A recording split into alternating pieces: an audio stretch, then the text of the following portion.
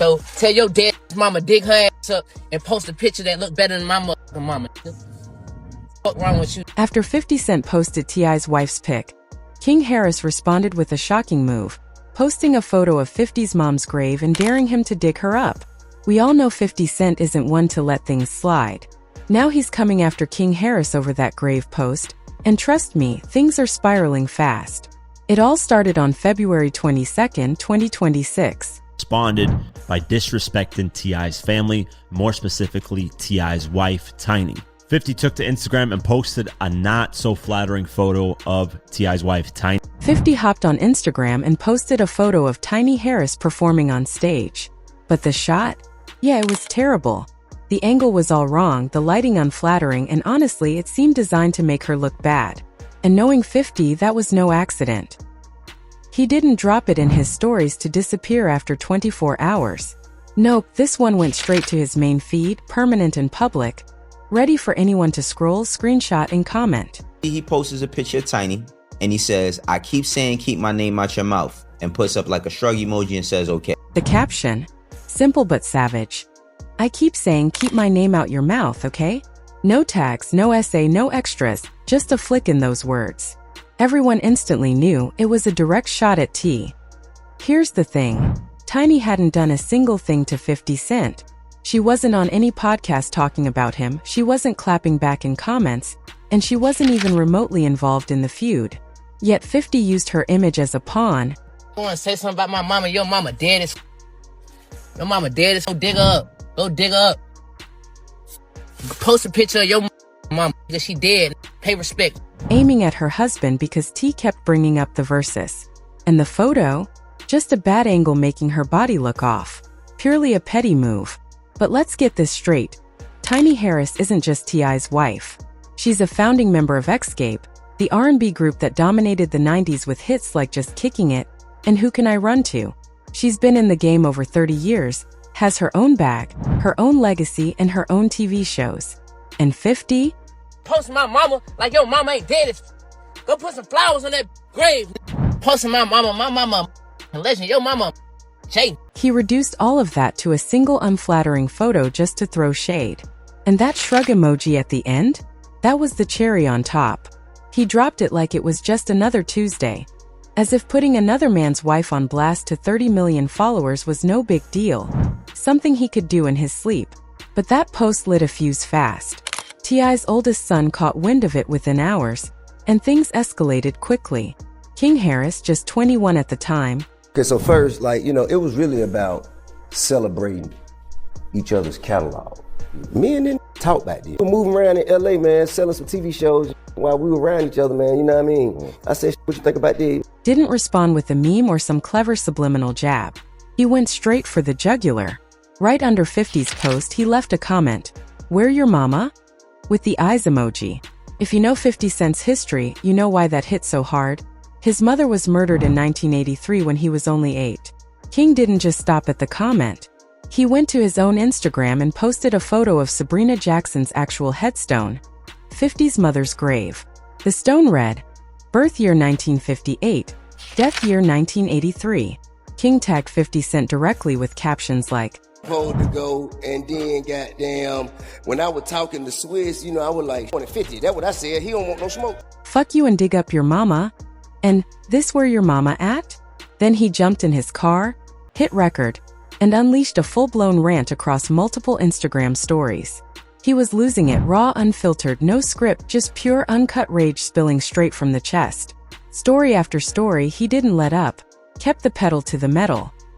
He circled back to the headstone photo, reposting it with a savage caption, E50 Cent, this is where your mama at. Post my mama like, your mama ain't dead? Go put some flowers on that grave. The line in the sand had been drawn. 50 posted about Tiny. King hit back with 50's late mother's grave, and then dared a man who lost his mom at 8 years old to go dig her up. The feud had officially crossed into untouchable territory.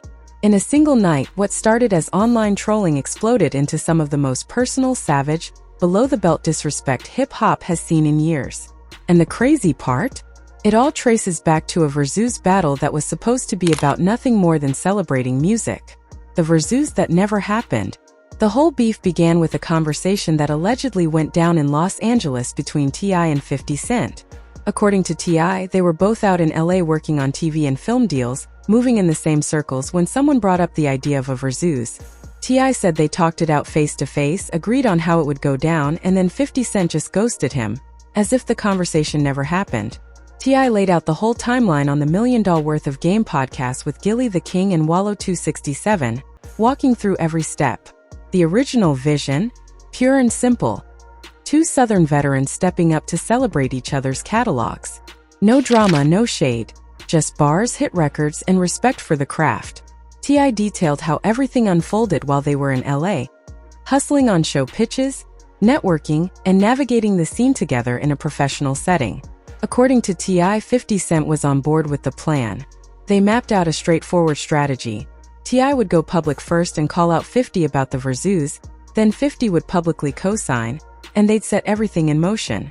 Simple, clean execution, that was the blueprint. T.I. recalled saying, "All right, I'll jump out first and then you follow, we'll line it up." He stuck to the plan. T.I. went on Shannon Sharpe's Nightcap podcast and publicly brought 50 Cent into the Verzuz conversation, doing exactly what they had agreed on. On that show, he made it clear he wanted the smoke with 50 Cent in a Verzuz battle format, and from his perspective 50 was dodging it. When T.I. went first, sticking to the plan, 50 Cent left him hanging. Acted like their conversation never happened, played it off like T.I. was just some random dude calling him out. That's when T.I.'s frustration shifted. From being annoyed about a Verzuz to being frustrated with 50's character. T.I. said it plainly. "When I jump out there, act like you don't know what's going on. Now I'm questioning your character." The whole dynamic changed. It wasn't about the Verzuz anymore, it was about integrity. 50 didn't want to do the battle, fine. Just be honest. Don't agree privately and then flip when the cameras are on. The sting cut deep. T.I. went from wanting to share the stage with 50 to wanting nothing. No collaboration, no respect, no shared room. "That expletive ain't going to happen," he said. "I don't want to stand on stage with him. I don't respect him." That line rippled through blogs and comment sections for weeks. From 50 Cent's perspective, it looked different. He had been publicly avoiding Verzuz battles for years, calling it a pandemic-era platform and emphasizing he was focused on TV, film, and brand deals. Music wasn't his main hustle anymore. He hadn't dropped an album since 2014. His responses were classic 50. Dismissive, trolling, dripping with meme energy. Keep my name out your mouth posts with shrug emojis. Short captions designed to make T.I. look desperate. Things escalated when 50 started tagging T.I. as a king rat in Instagram comments. A serious accusation in hood terminology. T.I. clapped back immediately. "You playing on my name when only one of us a rat in real life? You know I got your paperwork right." By February 22nd, the beef had been bubbling for weeks. Podcast appearances, Instagram comment wars, subliminal posts. What started as a Verzuz meant to honor two catalogs had morphed into a feud dragging in family members who weren't involved at all. That brings us to Sabrina Jackson and why King Harris's response hit so differently, and why nearly everyone in hip-hop cringed. This isn't a story about a celebrity mom passing naturally with flowers at her funeral. This is about a woman who was murdered, with her killer never caught.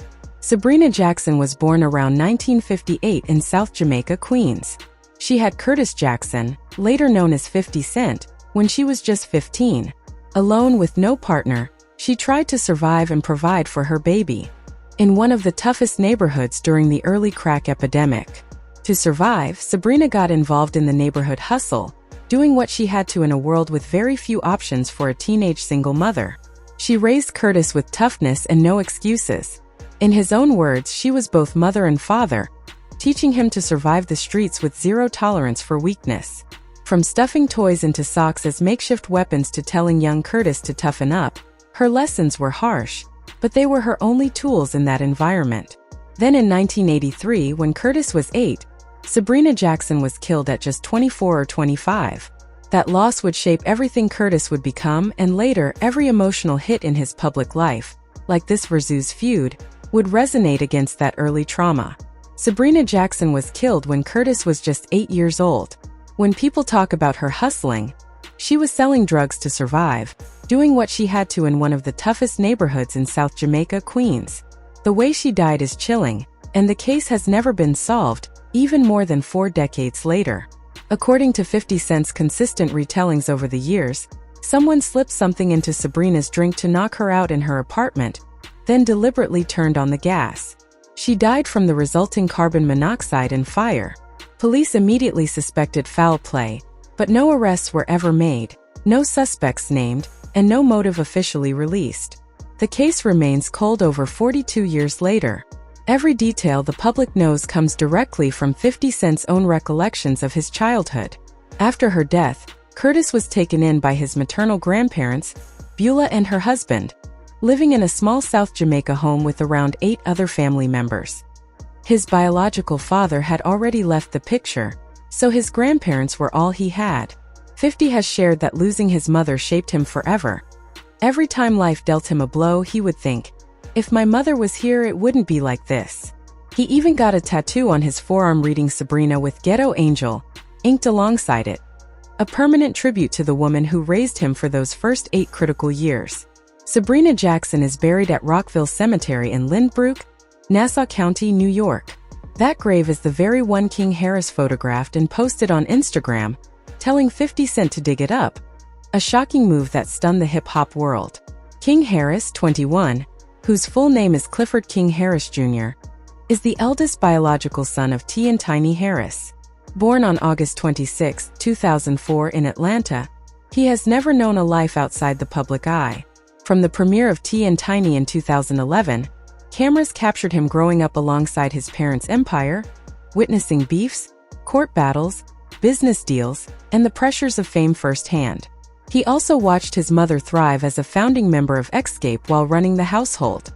Now pursuing his own music career under the name Kid Ion, King has released singles and freestyles that carry the DNA of his upbringing. But the public often sees him first as T.I.'s son, the eldest in a family that moves as a unit, especially when it comes to defending Tiny. When asked about the pressure of carrying his father's name, King has said, "Pressure makes diamonds. I don't fold under pressure, I pilot. I'm quick on my feet. I'm him when he made his most mistakes." King isn't just T.I.'s son anymore. He's a father himself. He's spoken about raising his own child with independence and toughness, the same qualities his parents instilled in him. "I'm trying to let my son build his own attention span, his own strength," he has said. So when 50 Cent dropped that unflattering photo of Tiny Harris on Instagram, it wasn't just a social media post. It was personal. It was about his mother, his family, and the woman he has publicly called a legend. And King's response would shock the world. King's reaction was instant and raw. No strategy, no PR team, no weighing pros and cons. He saw a grown man with 30 million followers publicly disrespect his mother, and something inside him snapped. Any son would react in that situation. The issue wasn't that he responded, it was where the response went. Instead of sticking to calling out 50 Cent's character or clapping back about the Verzuz situation, King went straight to the darkest, most sacred, most painful place imaginable. He found 50's late mother's grave and posted it online for everyone to see. The irony was thick. King said, "I'm not raised like that," while simultaneously telling a man to dig up his deceased mother. He put himself on a moral high ground while standing in one of hip-hop's deepest ethical ditches. Some observers acknowledged his anger, but predicted parental accountability would follow behind closed doors. T.I. and Tiny would likely pull him aside, teach him a lesson, and ensure he understood that while defending family is natural, the grave post crossed a line even the Hari family wouldn't typically condone. Hip-hop history shows the dangers of dragging family into beefs. Tupac exposed Biggie's personal life on Hit 'Em Up. Jay-Z got graphic about Nas's baby mother on Super Ugly, prompting his own mother to demand a public apology. The emotional, knee-jerk nature of targeting someone's family often backfires, leaving regret in its wake. An important lesson that Jay-Z learned in 2001. King Harris, in 2026, was now navigating a similar firestorm. While the internet digested King's gravesite posts and fiery video rants, T.I. made his own move. Hours after his son's outburst, late on February 22nd into the early hours of February 23rd, T.I. hit the studio and cooked up a diss track, a formal declaration of war. The beat came from DJ Tump, the legendary producer behind T.I.'s most iconic hits like What You Know and Bring 'Em Out. Brooding synths, thundering bass, and crisp, militant trap percussion gave the track a menacing force, signaling that T.I. wasn't playing. He previewed the track on Instagram, captioning it, "ONI66 as Want War 8. We on that got to write one this time." The duck emoji was a direct callback to his previous claims of 50 Cent being a duck, someone who avoids confrontation. The snippet, 30 to 60 seconds long, featured T.I. spitting aggressive bars in his signature Atlanta cadence, referencing ongoing disrespect, his willingness to confront, and his fierce protection of his family. Even without the full lyrics, the message was clear. T.I. was ready to escalate the feud and assert dominance. T.I.'s diss track didn't call out 50 Cent by name, but everyone who heard it knew exactly who the target was. It could have been a cut from his upcoming album Kill the King, or it might have been a brand new session recorded in the heat of the moment after seeing his son go off on Instagram. Either way, the timing was deliberate. Dropping a war-themed track mere hours after his son posted a dead woman's headstone online was no accident. The hip-hop community was split. On one hand, many praised T.I. for handling his business the way a true MC does, channeling raw emotion into music. In rap culture, a diss track is the highest form of clapback, turning anger into art that lives forever. Push did it with the story of Adidon, Kendrick Lamar with Meet the Grams, and now T.I. was stepping up with his own brand of war. On the other hand, critics argued that T.I.'s move amplified what King Harris had done, rather than de-escalating the situation. Instead of pulling his son aside privately to check him and stop the gravesite post from spiraling further, T.I. turned the conflict into a musical event. Attacking the gravesite, T.I. attacking the microphone.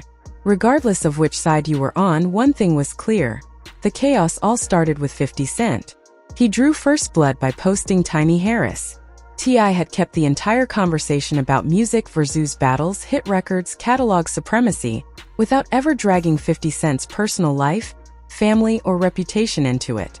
The internet has seen its fair share of rap beefs, social media explosions, and ego-driven clashes, but this situation escalated into something far deeper than bars and bravado. What began as competitive tension between 50 Cent and T.I. spiraled into a family-centered controversy that forced the entire hip-hop community to pause. At the center of the storm stood King Harris, a 21-year-old defending his mother, and a line that many believe should never have been crossed. The spark that ignited everything seemed small at first. 50 Cent, known for his calculated trolling and sharp digital presence, posted an unflattering photo of Tiny Harris performing on stage. The image was poorly angled, harshly lit, and clearly selected to provoke. The caption was short but pointed, telling T.I. to keep his name out of his mouth. No long explanation, no direct tag, just enough ambiguity to stir speculation while leaving no doubt about the target. To understand why that post hit so hard, you have to understand the tension that had been building. For weeks, T.I. had publicly discussed the idea of a Verzuz battle between himself and 50 Cent. He described private conversations that allegedly took place in Los Angeles, where both artists were moving in similar business circles. According to T.I., they agreed on a plan. He would publicly initiate the challenge and 50 would follow up, confirming the event and setting it into motion. But when T.I. made the call publicly, 50 appeared to distance himself from the entire discussion. That perceived denial shifted the tone. What had started as competitive banter began to feel personal.